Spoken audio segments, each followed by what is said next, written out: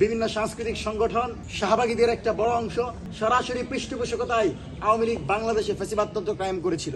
কিন্তু গ্রেপ্তারের পর থেকে এখন পর্যন্ত সেই অপরাধীদেরকে বাংলাদেশে ফিরিয়ে এনে বিচারের জন্য যে প্রক্রিয়া শুরু করা দরকার সেই প্রক্রিয়া ইতিবাচকভাবে সরকার এখন পর্যন্ত শুরু করতে পারে নাই। আমরা মনে করি সরকার যদি এই প্রক্রিয়া শুরু না করে জনমনে বিচার নিয়ে অনিশ্চয়তা তৈরি হবে এবং জনমনে সরকারের যে ভিত্তি ছিল, জনমনে সরকারের প্রতি যে ইতিবাচক ধারণা ছিল তার ব্যত্যয় ঘটবে। আমরা স্পষ্টভাবে বলছি, শহীদ শরীফ ওসমান হাদী হত্যাকাণ্ডের বিচার ইন্টারিম সরকারকে 25 কার্য দিবস সময় দেওয়া হয়েছিল, তারা ব্যর্থ হয়েছে এবং সেই সরকারের অনেক কুশীলব আস্তে আস্তে বিচারের মুখোমুখি হবে আমরা মনে করি।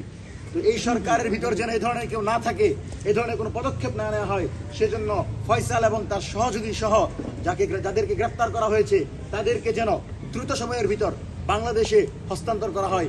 আমরা মঞ্চ 24-এর পক্ষ থেকে সেই দাবি জানাচ্ছি।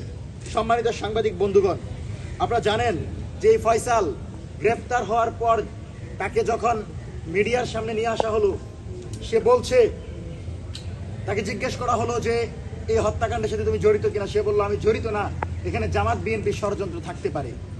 মানে আপনি দেখেন তার বক্তব্য, আওয়ামী লীগের বক্তব্য, হাসিনার বক্তব্য প্রতিটা অক্ষরে অক্ষরে মিলে গেছে। বাংলাদেশে আগামীতে পূর্বে যখনই কোনো ঘটনা ঘটেছে, হাসিনা, আওয়ামী লীগ, কামাল বলেছে জামাত বিএনপির ষড়যন্ত্র। সুতরাং ফয়সালের সাথে আমরা মনে করি পূর্ববর্তী সরকারের ঊর্ধ্বতন শক্তি জড়িত এবং আওয়ামী লীগের কেন্দ্রীয় নেতাদের পৃষ্ঠপোষকতায় খুন হয়েছে। সুতরাং ফয়সালকে বাংলাদেশে এনে জিজ্ঞাসাবাদ করতে হবে এবং ফয়সাল, সে যে আওয়ামী লীগের এজেন্ট, সে যে আওয়ামী লীগের দালাল এবং আওয়ামী লীগের ভাড়া করা খুনি, তার প্রমাণ হচ্ছে সে আধিপত্যবাদ বিরোধী লড়াইয়ের অগ্রসৈনিক শহীদ ওসমান হাদীকে সে জঙ্গি বলেছে। সুতরাং হাসিনার বয়ান তৈরিকারী সেই ফয়সাল বাংলাদেশের ফ্যাসিবাদ বিরোধী দলগুলোকে ট্যাগিং করতে চায়, এটা কখনো মেনে নেওয়া হবে না। সেজন্য ফয়সালকে গ্রেফতার করে বিচার প্রক্রিয়া শুরু করতে হবে এবং আওয়ামী লীগের ঊর্ধ্বতন নেতৃবৃন্দ জড়িত বলে আমরা স্পষ্টভাবে মনে করছি এবং আমরা মনে করি আওয়ামী লীগের ঊর্ধ্বতন নেতৃবৃন্দ কারা কারা জড়িত সেই কুশীলবদেরকেও খুঁজে বের করতে হবে ফয়সালকে জিজ্ঞাসাবাদের মাধ্যমে। সম্মানিত সাংবাদিক বন্ধুগণ, আপনারা জানেন যে বাংলাদেশকে ফ্যাসিবাদের দিকে যারা ঢেলে দিয়েছিল সেই অংশটাতে শুধুমাত্র রাজনৈতিক দল ছিল না, সেখানে ছিল বিভিন্ন সাংস্কৃতিক সংগঠন, সেখানে ছিল শাহবাগীদের একটা বড় অংশ, সেখানে ছিল বড় ধরনের ভারতীয় আধিপত্যবাদী প্রক্সি গ্রুপগুলো।